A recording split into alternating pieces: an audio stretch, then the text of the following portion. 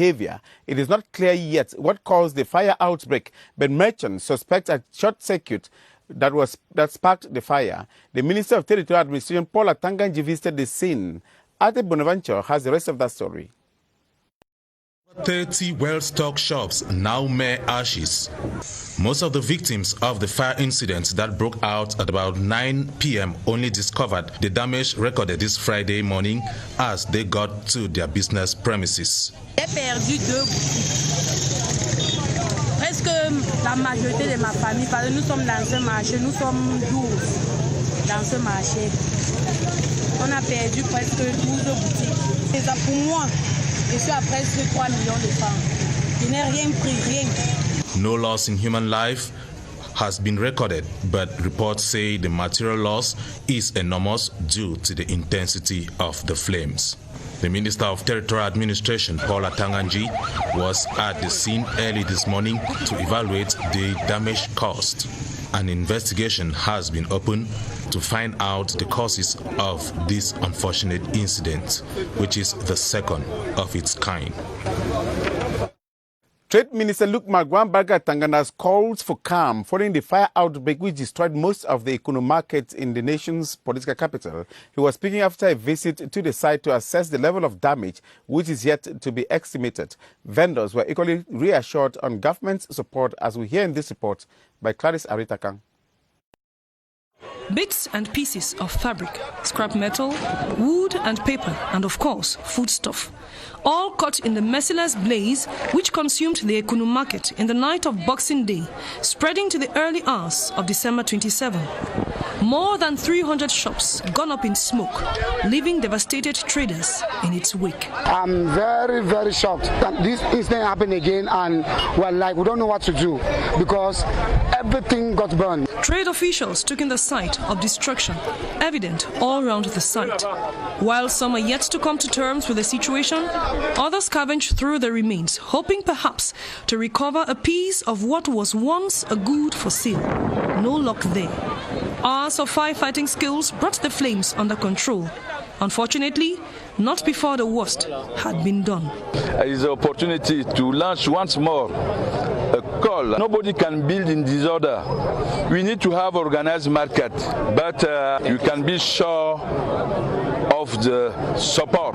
But I call on all the people to remain calm. It is not the first time the EKOUNOU market is victim of a fire. Some are yet to fully recover from the effects of the same incident at the same period in December 2017. However, vendors confess that the damage this time is more significant, even though no loss in human life was decried. Project owners and contracting companies involved in the road and motorway infrastructure projects under the supervision of the Ministry of Public Works will now have to present monthly interim payment vouchers in order to avoid accumulated costs.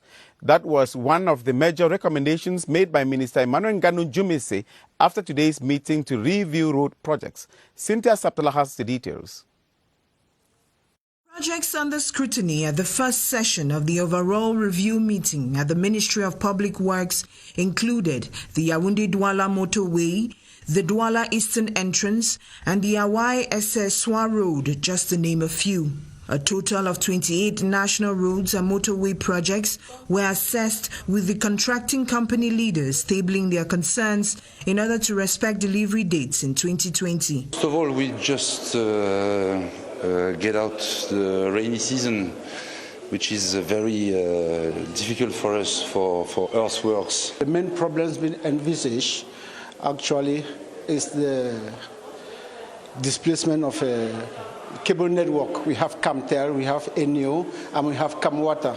And in the case of Camwater, this problem is predominant in Makenene. With preoccupations such as a shortage of finances and accumulated cost, Minister Emmanuel Nganu Jumese recommended a follow-up manual of daily activities and monthly interim payment vouchers. The minister said that it was very necessary to do these monthly. One of the reasons is not to accumulate them, because as you accumulate them, they become very big in amount and it's difficult to pay. The session continues Monday the 30th with a review of road projects on the northern and western network, notably the Bachenga-Twi section and the access road to Bamenda. More than 5,000 carats of diamond extracted from 16 production basins in the East region were confiscated this year by the National Permanent Secretariat of the Kimberley process. This was revealed during their annual evaluation session in the nation's capital today that was chaired by the Minister of Mines, Industries and Technological Development. We have details. Rayanatu Sali. Confiscated more than 1,500 carats of diamond extracted from 16 production basins in the East region this year. The need to improve on the traceability of crude diamonds in Cameroon is what members of the committee meeting in their annual evaluation session are deliberating on. The work done till now is satisfactory, and I congratulate my collaborators who has permitted us in the different airports and ports to control, to regulate the circulation of diamond. The Kimberley process has generated more than 42 million CFA francs for the state this year alone, but more needs to be done to create stricter, transparent and better control of diamond trade in the country. In 2020, for example, they intend to evaluate the quantity of diamonds seized and to intensify controls at the borders, airports and seaports. 18 senior staff of the Prime Minister's office have been urged to dedicate the retirement phases of their lives to the special things they have always wished for themselves.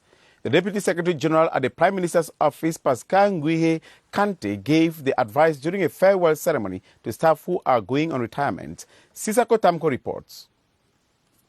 18 of them with different rankings are closing the door to the post and opening the door to the future, taking their breaths and stepping on through to start the next chapter in life. Most are the epitome of professionalism and brought the best to the second cabinet in the Republic. Presiding Deputy Secretary General Pascal Kante, on behalf of the Prime Minister, thanked all for the immense support and cooperation they provided to the exultant tasks at the office of the Prime Minister and enjoined them to use this next phase in life to create viable occupations for themselves, adding that retirement is not an end of life but rather the beginning of another phase. For some of them, perseverance, hard work and integrity were contagious diseases, spending greatest part of their career serving 4 prime ministers, going through the country's HIPIC initiative to the major national dialogue. I actually came here as part of the team that created the website, the Government Gateway, which was a brainchild of Mosonge. And over the years, we moved through Inoni, Young Philemon, and now John Gute.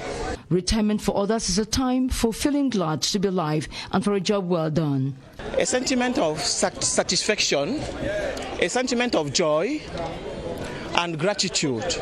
Others spent close to 35 years at the highest level of state and have word of advice for the youths. An advice of hard work, of rigor in whatever you are doing. The ceremony was witnessed by the special advisors to the Prime Minister, colleagues, relatives and well-wishers. The law instituting the General Code on Regional and Local Authorities specifies in Section 329 that the Northwest and Southwest regions shall be administered freely by elected organs under specific conditions. The specific organs are the regional assemblies and the regional executives. Christian Chiatam takes a look at the functioning of the regional assemblies as outlined in the law. The Regional Assembly is composed of 90 regional councillors elected for a 5-year term and is made up of 2 houses, the House of Divisional Representatives and the House of Chiefs. The House of Divisional Representatives is made up of 70 members elected by municipal councillors of the region and rules on all matters falling within the powers of the Regional Assembly. It is composed of 5 committees: the Committee on Administrative and Legal Affairs, the Education Committee, the Committee on Health, the Finance Committee, and the Committee on Environment and Regional Development. The House of Chiefs, for its part, is made up of 20 members selected from the fold of traditional rulers and rules on all matters falling within the powers of the Regional Assembly. It gives its opinion on the status of traditional chiefdoms, the management of historical sites, monuments and vestiges, and the organization of traditional and cultural events. The House of Chiefs is made up of two committees, the Committee of Administrative and Legal Affairs, as well as the Committee of Finance. The two houses are convened by the President of the Regional Executive Council and meet separately on the same dates. They can, however, hold joint meetings at the opening and the closing of the session when the agenda relates to the approval of Regional Executive Council action programs and the validation of the Regional Executive Council programs report. The two houses of the Regional Assembly can also hold a joint meeting to initiate impeachment.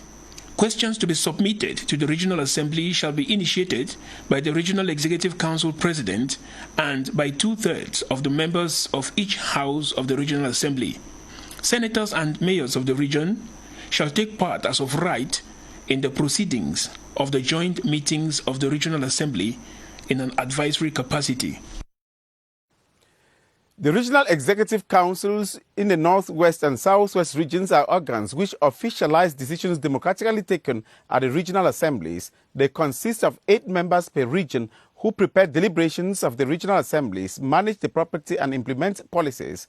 Beatrice Losamba explains the role of the regional executive councils. In addition to powers devolved to all regions in the country, special powers have been given to the Northwest and Southwest regions by function of the special status conferred on the 2 English-speaking regions with a specific social, historical, and cultural heritage. The Regional Assembly is one, the Regional Executive Council is the other. While the Regional Assembly is the legislative arm of the region, the Regional Executive Council is the executive organ preparing deliberations for the Regional Assembly, which through absolute majority vote determines what the people want. The Regional Executive Council then steps in to implement the decisions taken at the Assembly with its 8 members, namely President, Vice President, Commissioners, Secretaries, and a Quaestor having specific tasks. The President of the Executive Council is the Chief Executive of the region, who reports directly to the representative of the state, represents the region in all civil matters before the law courts, chairs sessions of the Regional Assembly and the House of Divisional Representatives when it sits, and the President of the Executive Council can authorize expenditure and manage property. While the President of the Regional Executive Council comes from among the divisional representatives, his vice comes from the category of traditional rulers. They, like the commissioners who are responsible for implementing the region's policies in the exercise of devolved powers, the secretaries and quaestor, are elected by local councillors. The budget of the International School for Security Forces, EI Forces, for 2020 stands at close to 5 billion francs. It was voted today during the 14th ordinary meeting of the institution, presided over by Defense Minister Joseph Beti Asomo. Kilian Dandifon reports. With 16 statutory members, the quorum of the ordinary session of EI Force Board was largely attained with 12 present or represented. Presided over by Joseph Beti Asomo, the board had several resolutions, adopted the draft administrative report for 2020, took note of the provisional performance report of 2019, took note of the annual 2019 report of Specialized Finance Controller, took note of the report of the follow-up of implementation of resolutions and recommendations of 2018 financial statements sessions. All of this appreciated by the board chair. Distinguished members of the board, I wish to reiterate on behalf of the head of state and Cameroon government my deep gratitude to the states and international organizations and institutions which represent, that by their precious contribution enables the EI Force to conveniently and effectively carry out its missions.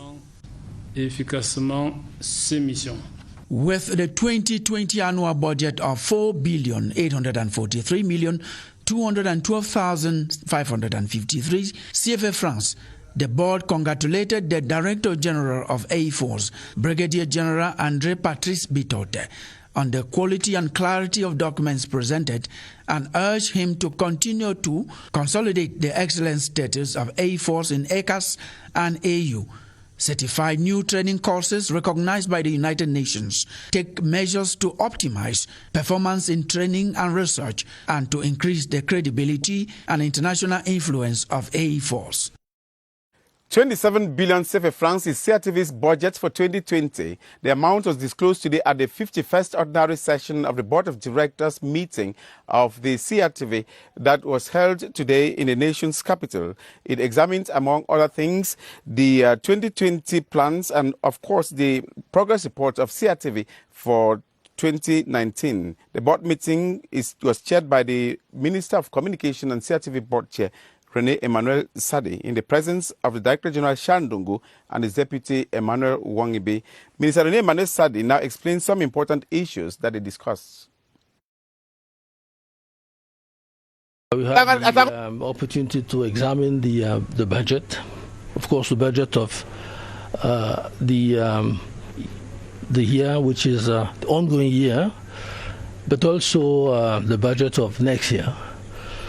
It amounts to about 27 billion francs, and these 27 billion francs will serve to face the challenges which are forthcoming, the Shan and then the CAN also, which are two major sports events that we will have to face. We'll have to be up to what is, awaited for Cameroon, and so I think the means that we've had will help us trying to face these challenges. Of course, we'll also have to cover the elections, legislative and municipal elections, which are forthcoming.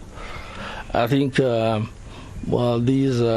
budget will help CRTV to get the means necessary for our collaborators to be sent on the field to cover all these events. We had a very intensive year. CRTV had to work very hard. We had to cover many big events during the year, and I think seize the opportunity to congratulate the Director General, but of course all these collaborators, because they have done a very good job. I can seize the opportunity to express all my best wishes for the next year. Hopes of a Merry Christmas season have been revived in some displaced children from the northwest and southwest regions who received gifts from the Ministry of Social Affairs. The gift donation is a yearly tradition and falls in line with government's policy to provide support to the less privileged children. We have details with Lauren Bateaya. They may be far away from home, but have found a homey place for Christmas in their new refuge. These internally displaced persons are beneficiaries of gifts from the Ministry of Social Affairs. We're just trying to do this to give hope to these children in distress. These children who are not in their home, they are here, so our duty is to try to accompany them, to assist them, to give them hope, and especially make them laugh a little bit in this time of nativity. The gifts put smiles on their faces and keep them in a Christmas mood when they have lost all hopes in celebration in the merry season, having fled from terror imposed on them. And to thank her for the things that she has given to us. Not of her, I could forget everything. I could be sleeping in the bushes by now. I feel good with the gift that she has given to us today, and I pray that Allah live long and longer. Let God bless her with so many children. God to bless Mama for everything that she has given us. This gesture falls in line with the government policy on social inclusion, national solidarity, and assistance to people in distress. The board chair and deputy executive secretary of the Inter-Regional Committee for Drought Control have been installed in Garua in the North region. The minister, Emmanuel, and the Minister of Nature Protection and the Environment, Helipia, tasked both men to work relentlessly to roll back approaching desertification in the three northern regions of the country. Luisa Kwanga Chato reports. The harsh and fragile climatic conditions the three northern regions of the country are embattled against, worsening with the evolution of time, has put this part of the country at an increasing risk of desertification that the Inter-Regional Committee for Drought Control is tasked with warring against relentlessly. The President of the Republic's appointing a new board chairman in the person of 70-year-old Abubakar Yakubu and the Deputy Executive Secretary of the Public Technical Institution, Umaru Eli, on November the 5th, 2019. Coming 6 months after the commissioning of the Executive Secretary, embodies President Biya's desire to revamp and empower the entity to fulfill its assigned duties with increased efficacy. We would commit ourselves to the strict redefinition and implementation of the specific orientation assigned to the committee. The Minister of the Environment, Nature Protection and Sustainable Development officially installed them with the assurance they would work as expected. It is very good for us to go ahead according to what the President would from us to reduce desertification and droughts in our three regions. Nursing flora adapted to the ecological specificities of northern Cameroon, regulating the misuse of wood and pursuing research with a view to tackling drought feature prominently on their plan of action, which would thus contribute significantly in stepping up the living standards of the population.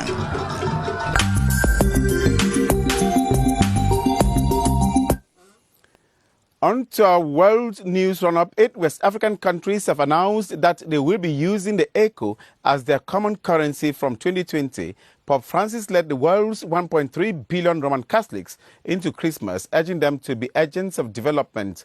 More with Annabella Tabi.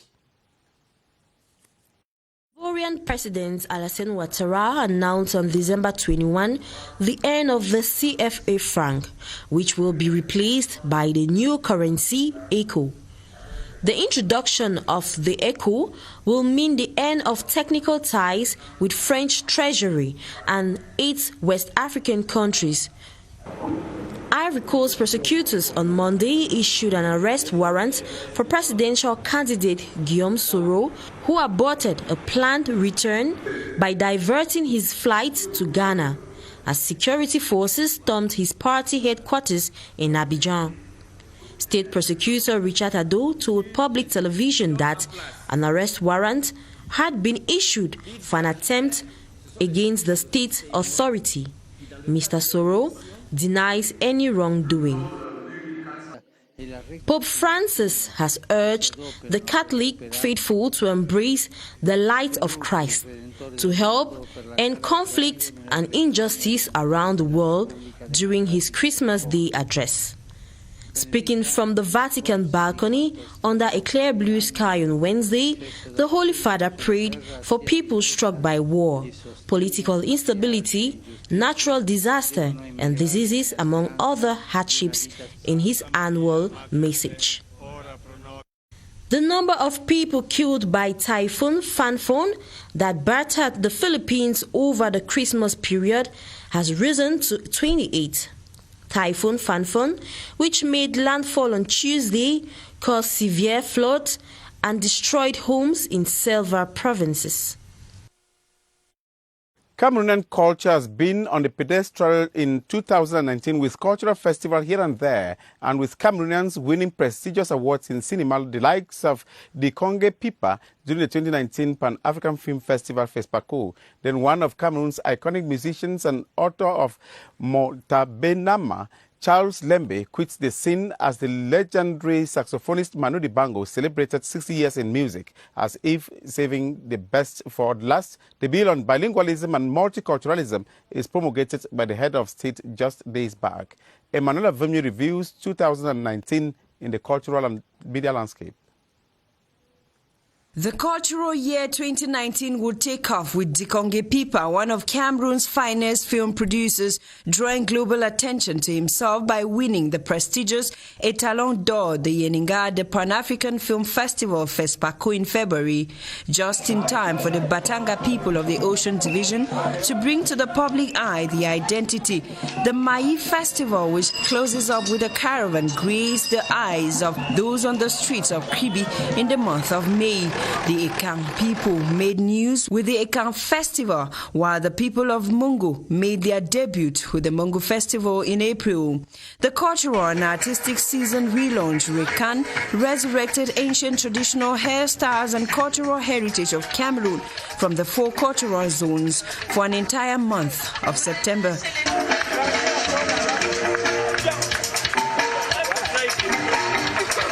The struggles of the print media in the face of an uneasy distribution of newspapers as a result of the withdrawal of Mesa Press fell like a sledgehammer on salaries of journalists, and even government subvention could not bail it. The media landscape had never solicited more government subvention before, like this year, just when the living together concept of Cameroonians was told through traditional outfits from the Sanja, Kabangondo, Togo, and Gandura for a week in May as part of National Day celebration, while many were dancing to the temporal songs of Nyangono du Sud and others. The death of Charles Lembe came in like a bombshell.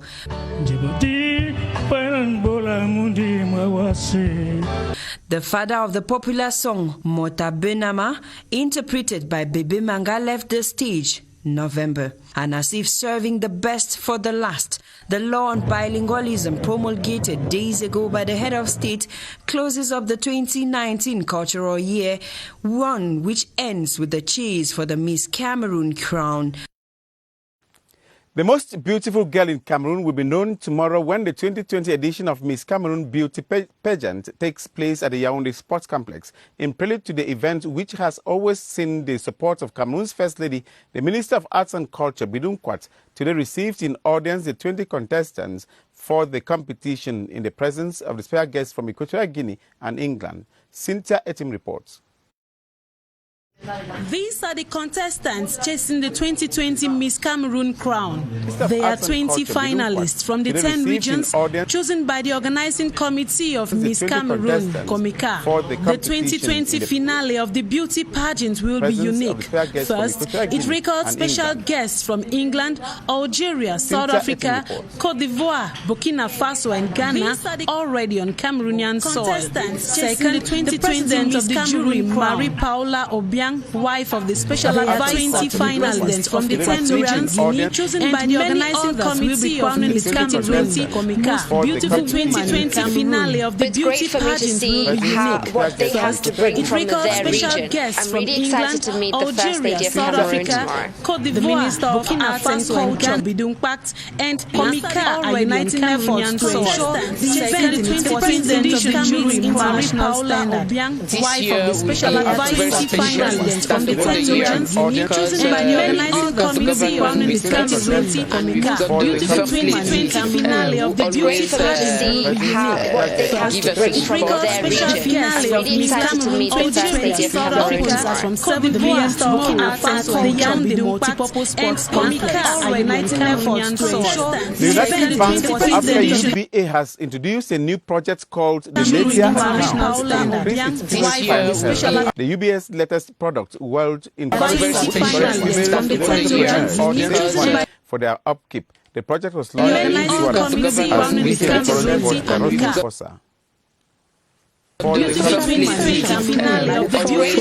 one of the thriving priorities of the United Bank for Africa, the rare ones to give women the pride of place by creating a product dedicated to them with multipurpose sports. We know their value, we know their efforts. We thought it important.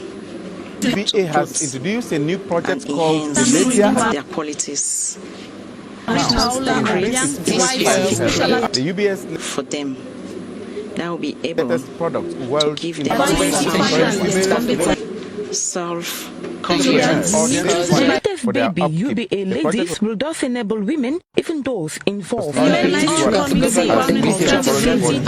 if 1,000 as initial deposits, any woman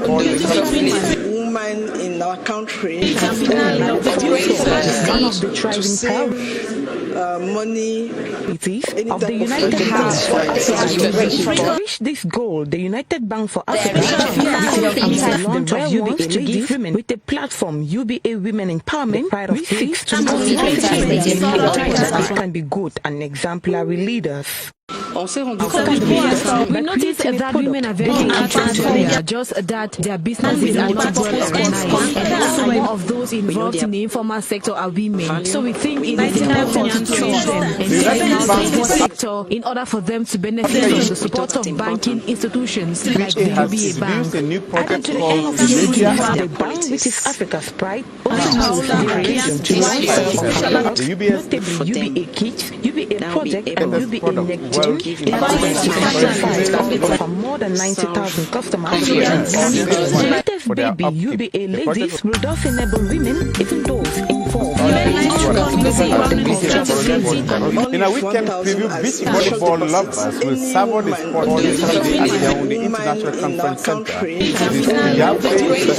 Volleyball tournament. Football will also feature during the weekend as Ghana to reach this goal, the United Bank for Africa the platform UBA Women Empowerment the event at the Yaoundé International Conference Center. We noticed that women are very entrepreneurial, just that their sportsmen and women will rally at the same venue NBA star Pascal Siakam and Ajax Andronana at star in the event for sportscasters.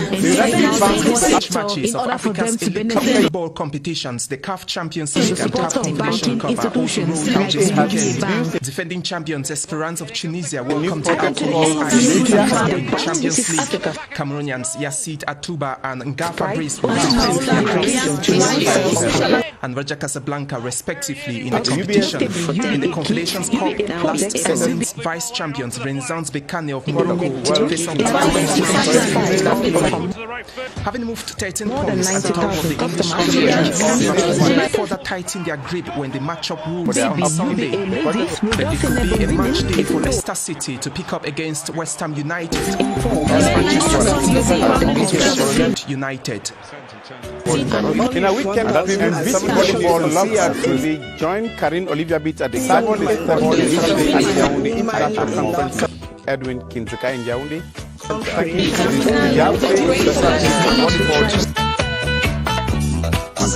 Football will also feature during the weekend at Ghana.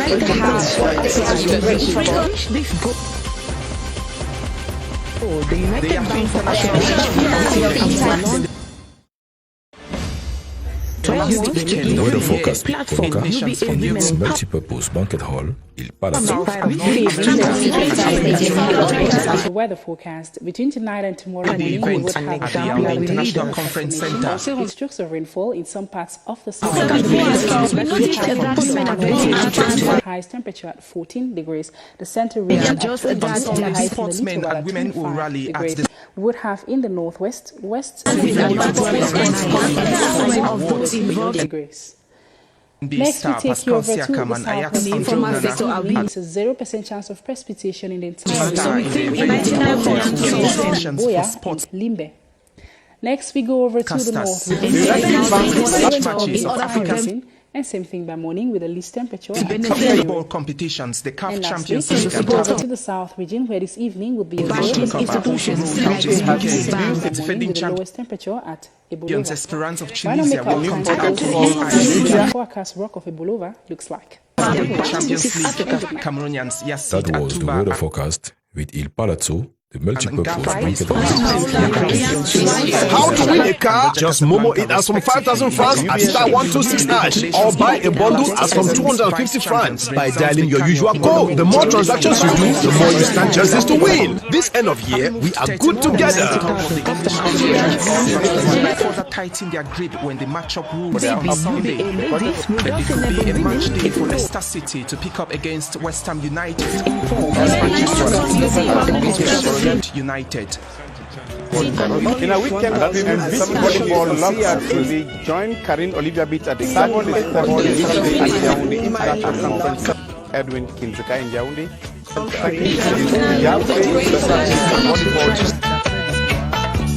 Football will also feature during the weekend of sa superficie est They are